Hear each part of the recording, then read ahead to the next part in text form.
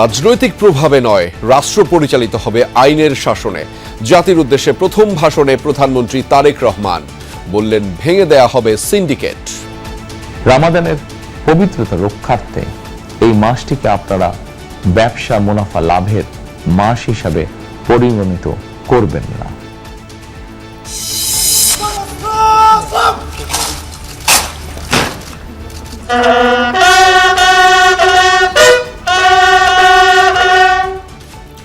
জাতীয় স্মৃতিসৌধে প্রধানমন্ত্রীর শ্রদ্ধা। মন্ত্রিসভার বৈঠকে 180 দিনের কর্মপরিকল্পনা বাস্তবায়নের নির্দেশ।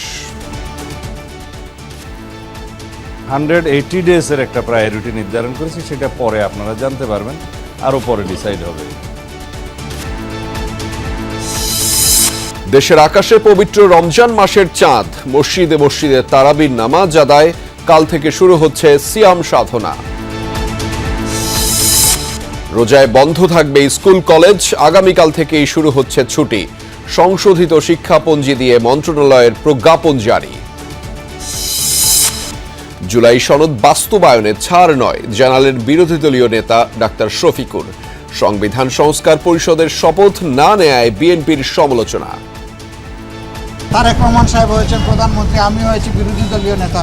এই জুলাই না আসলে কি আমরা এটা হতে পারতাম? তাহলে জুলাইকে আমাদের অবশ্যই স্বীকৃতি দিতে হবে। 25 ফেব্রুয়ারি থেকে শুরু হচ্ছে অমর একুশে বইমেলা। প্রথমবারের মতো স্টল ভাড়া সম্পূর্ণ মওকুফের সিদ্ধান্ত।